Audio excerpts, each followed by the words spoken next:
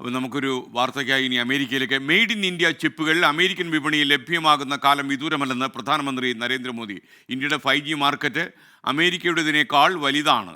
രാജ്യം 6Gയുടെ നിർമ്മാണത്തിലേക്ക് കടന്നിരിക്കുകയാണെന്നും അമേരിക്കൻ സന്ദർശനത്തിനിടെ നരേന്ദ്രമോദി പറഞ്ഞു.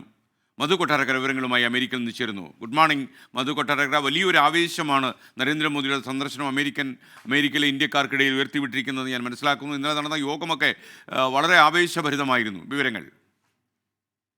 ഗുഡ് മോർണിംഗ് എസ് കെൻ പറഞ്ഞതുപോലെ തന്നെ ആയിരുന്നു. കാരണം 2014 ആദ്യമായി പ്രധാനമന്ത്രി ആയതിനു ശേഷം അമേരിക്കയിലെ ന്യൂയോർക്കിലെ മാഡിസൺ സ്ക്വയറിൽ 10,000-കണക്കിന് ഇന്ത്യൻ വംശജരെ മോദി അഭിസംബോധന ചെയ്തതൊക്കെ ഓർമ്മപ്പെടുത്തുന്ന ഒരു യോഗമായിരുന്നു ഇന്ന് ന്യൂയോർക്കിലെ നാസ കൊളീഷ്യം ഇൻഡോർ സ്റ്റേഡിയത്തിൽ നടന്നത്.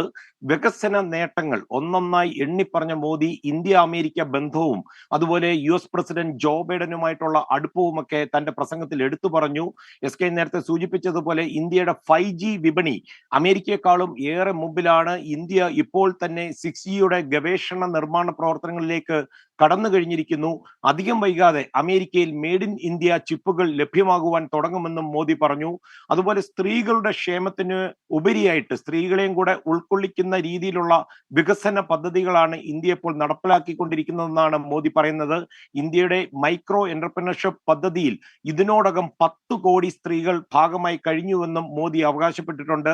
കാർഷിക രംഗത്ത് സാങ്കേതിക വിദ്യയുടെ സഹായത്തോടെ ഏറെ മുമ്പിലായി കഴിഞ്ഞു ഇന്ത്യ. കൃഷിഭൂമിയിൽ ഡ്രോണുകൾ വ്യാപകമായി ഉപയോഗിക്കുന്നു. ഇത്തരം ശ്രമങ്ങളുടെ എല്ലാം മുൻനിരയിൽ സ്ത്രീകളാണ്. ആയിരക്കണക്കിന് ഗ്രാമീണ സ്ത്രീകൾക്കാണ് ഡ്രോൺ ഉപയോഗിക്കാനുള്ള പരിശീലനം ഇന്ത്യ നൽകിക്കൊണ്ടിരിക്കുന്നത്. അതുപോലെ അവസരങ്ങളുടെ ഒരു നാടായി ഇന്ത്യ മാറിക്കഴിഞ്ഞു. പഴയതുപോലെ അവസരങ്ങൾക്കായി ഇന്ത്യ കാത്തിരിക്കാറില്ല, പകരം അവസരങ്ങൾ ഇന്ത്യയിൽ സൃഷ്ടിച്ചെടുക്കുകയാണെന്നാണ് മോദി പറയുന്നത്. മോദി വ്യക്തിപരമായ പല കാര്യങ്ങളും പറഞ്ഞു. ഇന്ത്യയുടെ സ്വാതന്ത്ര്യത്തിന് വേണ്ടി പോരാടുവാൻ തനിക്ക് സാധിച്ചില്ല. സ്വാതന്ത്ര്യത്തിന് ശേഷം ജനിച്ച ആദ്യ പ്രധാനമന്ത്രിയാണെന്ന് പറഞ്ഞ മോദി രാജ്യത്തിന് വേണ്ടി പോരാടി മരിക്കുവാൻ സാധിച്ചില്ല, പക്ഷേ ഓരോ നിമിഷവും ഇപ്പോൾ ഇന്ത്യക്കായി ജീവിക്കുകയാണ്. എസ് കെനെ 10,000-കണക്കിന് ജനങ്ങളാണ് മോദിയുടെ പ്രസംഗം കേൾക്കുവാനായി ഇന്ന് എത്തിയത്. ഇതുകൂടാതെ ചില പ്രഖ്യാപനങ്ങളും നടന്നു. ബോസ്റ്റണിലും ലോസ് ഏഞ്ചൽസിലും ഇന്ത്യൻ കോൺസുലേറ്റുകൾ ഉടൻ തുറക്കുമെന്ന് പറഞ്ഞു മോദി നാളെ ഐക്യരാഷ്ട്രസഭയുടെ വാർഷിക ജനറൽ ബോഡിക്ക് മുന്നോടിയായിട്ടുള്ള സെഷനിൽ സംസാരിക്കും. ഇന്ത്യൻ സമയം ഇന്ന് വൈകുന്നേരം ഏകദേശം 9 മണിയോടുകൂടിയായിരിക്കും ഇത്. പശ്ചിമേഷ്യയിൽ സംഘർഷം വ്യാപിക്കുന്ന സാഹചര്യത്തിൽ മോദിയുടെ പ്രസംഗം ഏറെ നിർണായകമാണ്. S K. Okay, thank you. Madhu കൊട്ടാരക്കരയാണ് അമേരിക്കയിൽ നമുക്കൊപ്പം ചേർന്നത്.